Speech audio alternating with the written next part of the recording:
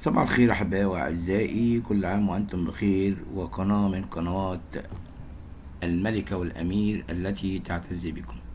صراحة هناك الأخبار عن المسيحيين وأخبار شائعات وبعض الأكاذيب، ولكن الكنيسة تنفي وتكشف حقيقة، ومن ضمن هذا حقيقة الظهورات للسيد المسيح وكيفية التعامل معها بعد نفيها. الحقيقة نفى المجلس الديني المحلي لإبراشية ملوي أمس مزاعم ظهور السيد المسيح على البعض وتكليفهم برسائل لإيصالهم إلى الناس، الأمر الذي انتشر بشكل كبير على مواقع التواصل الاجتماعي، مما أدى إلى اتساع دائرة ادعاءات الرؤى والغيب التي ذكرها المجلس في بيانه، وادعاء ظهور القديسين والشهداء لكثير من الناس. ليست هذه هي المرة التي توضح فيها الكنيسة حقيقة أن الظهورات حدثت ردا على الشائعات التي انتشرت على مواقع التواصل الاجتماعي. ويستعرض مصراوي في هذا التقرير حقيقة الظهورات التي حدثت، ومن أبرزها ظهور السيدة العذراء مريم على النحو التالي: كنيسة العذراء بطمة بسوهاج. تداول عدد من مستخدمي التواصل الاجتماعي خلال الساعات الماضية في 31 ديسمبر 2021 أنباء عن ظهور السيدة العذراء في مدينة طمة بمحافظة سوهاج بالتزامن مع ليلة رأس السنة الميلادية. وردا على ذلك نفت الكنيسة ما تردد عن ظهور السيدة العذراء، ونصحت الكنيسة بعدم الانجرار إلى كل ما يقال على مواقع التواصل الاجتماعي حتى لو كان الدليل بالصور ومقاطع الفيديو. وأشارت الكنيسة إلى أن السلطة الموكلة مع إصدار البيانات في هذا الصدد هي لجنة لتقصي الحقائق في المجمع المقدس.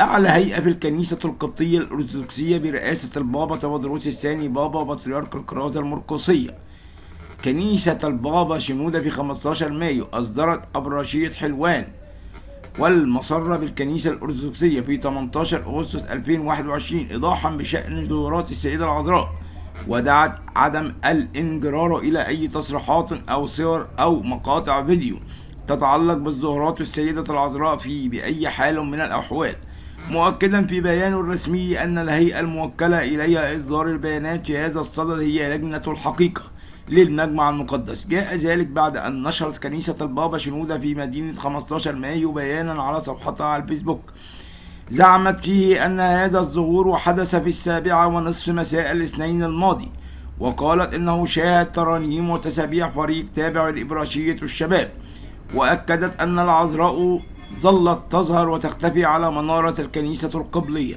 وتخترق السحاب في مشهد رائع في عام 2009 في ديسمبر 2009. وأثيرت قضية جدل حول ظهور السيدة العذراء على بعض الكنائس في القاهرة، وخاصة كنيسة المنطقة الوراق وكنيسة العذراء المسرة بمنطقة شبرا مساء الثلاثاء 2 ابريل سنة 68. الظهورات التي اعترفت بها الكنيسة: الظهور أول للسيدة العذراء على قباب كنيسة الزيتون، ضجة كبيرة سبب ظهور السيدة العذراء في ذلك الوقت، خاصة أن قال الأب قسطنطينو موسى كاهن الكنيسة: رأيتها في قبة البحر الشرقية من الداخل بنصف شكل برتقالي، ثم رأيت في ليالي متتالية في القبة سالفة الذكر وبين القباب الموجودة على السطح وبحجم طبيعي تتحرك ومنحنية تبارك الناس الذين قدرت تجمعاتهم بعشرات الآلاف في 4 مايو سنة 68. وصدر بيان من المقر البابوي للكنيسة بخصوص ظهور السيدة العذراء، أكد أنه منذ مساء الثلاثاء 2 إبريل 1968 ظهرت السيدة العذراء مرارا وتكرارا في الكنيسة القبطية الأرثوذكسية التي تحمل اسمها بشارع طومان باي بحي الزيتون بالقاهرة. وأضاف البيان: كان هذا الظهور في عدة ليالي مختلفة بأشكال مختلفة، أحيانا بالجسم كله وأحيانا بنصف العلوي محاطا بهالة من الضوء الممتلئ، أحيانا من فتحات القباب على سقف الكنيسة وغيرها خارج القباب أيضا أو القبب، وكانت تتحرك وتمشي فوق وتنحني أمام الصليب الأعلى بضوء نار ساطع. تواجه المتفرجين وتباركهم بيديها وإيمات رأسها المقدس، حيث ظهرت أحيانا على شكل جسد من غير غيوم مشرقة أو على شكل نور يسبقها إطلال أشكال روحية مثل حمام سريع جدا. وتابعت ظهورات السيدة العذراء أيضا سنة 1684، وفي شبرا 1986 ظهرت السيدة العذراء أيضا في القديسة دميانة. ظهرت أيضا في منطقة شالتة الحجر أثناء صيام السيدة العذراء سنة 97، وفي أسيوط من 2000 ل 2001، والوراق سنة 2009. والكنيسة تتعامل مع الظهورات بشكل كبير جدا، وتشكل الكنيسة في البداية لجنة كنسية تتحقق في المتابعة والدقيقة والصادقة للظهور، ثم تكتب تقريرا إلى البطريرك، وبعد التقرير تعلن الظهورات رسميا. كان أيضا خبر مؤسف أيضا عاجل مصرع الشاب القبطي مايكل شحاتة، أثر حادث أليم. تعرض الشاب القبطي مايكل شحاتة فايز ابن قرية عزبة غالي إلى حادث أليم أمس الأربعاء أدى إلى مصرعه على الفور. وتقدمت الصفحة الرسمية لكنيسة رئيس الملائكة ميخائيل مطاي على موقع التواصل الاجتماعي بقالة العزاء قائلة: كنيسة رئيس الملائكة ميخائيل تزف إلى السماء الشماسة لابن المبارك مايكل شحاتة فايز ابن قرية عزبة الغالي، عاش محبوبا من الجميع، مهتم بحضور القداسات والاجتماعات، ترك سيرة عطرة تدوم ذكرى طيبة في نفوس الكثيرين. المسيح ينيح نفسه في حضن القديسين ويعز كل أفراد أسرته وكل أهل القرية. طلب الصلاة من أجل أسرته، ربنا يعزيهم ويصبرهم في وداع الأبناء. يكون الجرح غائر والحزن بلا احتواء، كيف تسلك يا موت لمن هم في عنفوان الحياة، وكيف أضعفت يا موت من هم إلى قوتهم أشداء. كيف تجرأت يا قبر وفتحت أبوابك لمن هم أحباء، سألت فقيل لي أصمت لأن من أمر بذلك هو الإله ونحن لا نملك إلا الصبر. فهب للجميع من عندك عزاء، والشكر لك على كل حال، والقوة منك عند كل بلاء. وداعا الابن الغالي مايكل شحاتة بايد ابن الكنيسة وابن عزبة غالي، ربنا ينيح نفسك ويعطي العزاء لوالديك وأخوتك وكنيستك، بل كلنا جميعا ولنا جميعا مع المسيح، وذاك أفضل جدا. سلام لروحك، كل حد يتعامل معاك شاف منك بشاشات الوجه وابتسامة جميلة. الرحلة بتاعتك خلصت بسرعة، يا بختك، ابقى سامحني لو قصرنا معاك في الخدمة. لو سألك الملك على آله كان يعمل بدرجاتها، اذكرنا أمام عرش النعمة. فعلا وجعت قلوبنا الكل. العزاء لكل الأسرة لابننا المحبوب، الله ينيح روحه مايكل شحاتة. القمص أنطونيوس يكشف أسرارا عن البابا شنودة الذي كان أقوى من المرض. قال القمص أنطونيوس ثابت كان الكنيسة 8 مرقس ونائب أبرشية لندن أن البابا الراحل شنودة الثالث كان جبارا في الصبر، حيث كان يعاني من مشاكل في الرئة والبنكرياس ويخضع لغسيل كلوي مرتين في الأسبوع. ورغم ذلك استمر في خدمته وجهوده الجبارة للكنيسة، وأضافها عبر تقنية البث الفضائي ميسات في إطار الاحتفال بالكنيسة القبطية الأرثوذكسية ب 17 مارس بالذكرى العاشرة لرحيل البابا البطريرك البابا شنودة الثالث، السنوات التي عاش البابا شنودة في الكهف. وعندما كان راهبا أعطاه قوة وتحمل غير عادية، وكشف ذات يوم سقط على الأرض نتيجة تداعيات المرض، وأمضى هذه الليلة داخل غرفته دون أن يدعو أحدا يحمله ويعيد إلى سريره. بالطبع كانت حاجة صعبة. وعندما كنا ذاهبون لزيارته قلنا: سيدنا تريد أن أراك غدا؟ يقول: حسنا، أن لدي غسيل كلوي وسأنتهي وسألتقي بكم. وبدلا من أخذ قسط من الراحة بعد غسيل الكلوي كان يلتقي بنا وترأس العظات ويلتقي بالناس. وفي أيام الأخيرة كان يعاني من آلام في الظهر، وأصيب بعد من الأمراض، ورغم ذلك لم يشكو لنا من آلام جسدية، وكان مهتما بما يتعلق بمسؤوليتنا كبطريرك أو مشاكل، مؤكدا: نعم، لم يتذمر البابا شنودة، بل قدم نموذجا رائعا للاحتمال والصبر، وكان يقول كثيرا: كل شيء للخير، ربنا موجود، كله للخير وطريقه للنهي.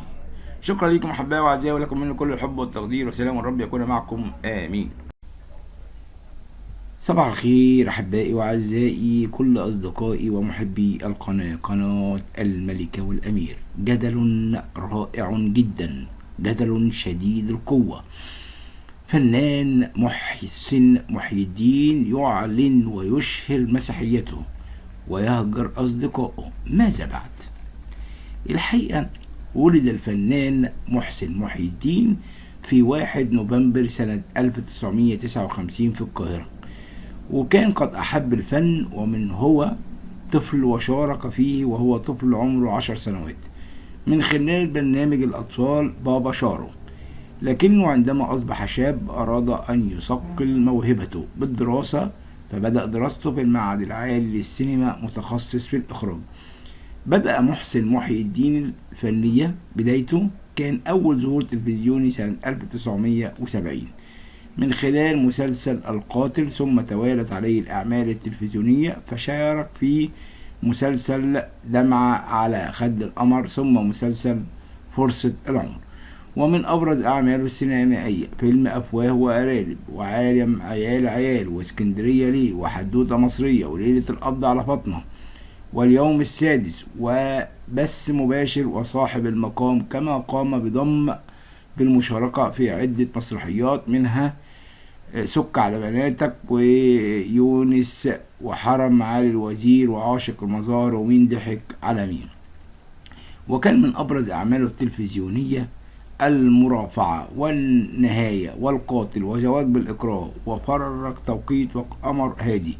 حياة محسن محي الدين: تزوج الفنان محسن محي الدين الفنانة المعتزلة نسرين، ثم أنجب منها ابنته رنا وابنه عمر، ثم قام الثنائي بإعلان اعتزالها في منتصف التسعينات. إلا أن محسن محي الدين تراجع على قرار اعتزاله بعد مرور أكثر من 22 سنة. وكشف الفنان محسن محي الدين عن قصة زواجه من الفنانة المعتزلة نسرين قائلا: كنا في برنامج الأطفال وكنت بحبها من وأنا صغير، لكنها تزوجت وهي عندها 17 سنة من الملحن محمد ضياء وأنجبت، وبعدها بعامين توفى زوجها. قابلتها صدفة بباريس، ولعبت الصدفة دورها وقتها. وفي أحد الحوارات التلفزيونية وجهت الإعلامية رغدة شلهوب سؤال له حول الأديان بعد أن أعلن رفض القاطع للقتل باسم باسم ليؤكد أن الجنة ليست حقرا على أحد. فردت عليه رغدة شلهوب إنها طالما مسلمة تؤمن بالقيامة والحساب فيمكنها أن تعتبره مسيحيا. رد بالإيجاب مضيفا: أنا أؤمن بعيسى وموسى وكل الأنبياء. وبسبب هذه التصريحات يعتقد الكثير أن الفنان محسن محي الدين يعتنق المسيحية، ولكن في هذا اللقاء أراد أن يؤكد على قيم التسامح والتعايش بسلام في مختلف الأديان. كلام حلو وكلام رائع وكلام جميل. جاءنا أيضا سر بكاء أبونا إبراهيم عبده بمرارة ووصفه بأنه ليس بشر. إيه الكلام من الراجل الرائع الجميل ده؟ عاد والدنا إبراهيم عبده إلى المنزل وهو يبكي بمرارة، وقال لزوجته: إننا لسنا بشرا.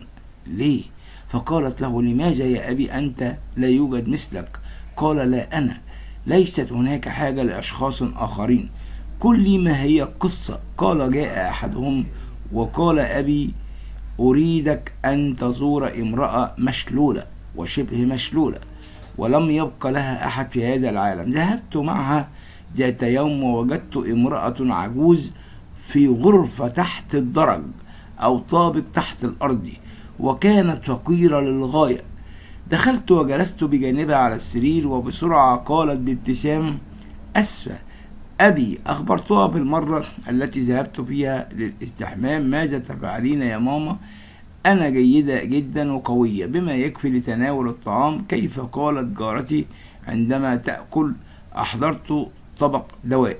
هي بحاجة لشيء لأبينا ولست بحاجة إلى شيء.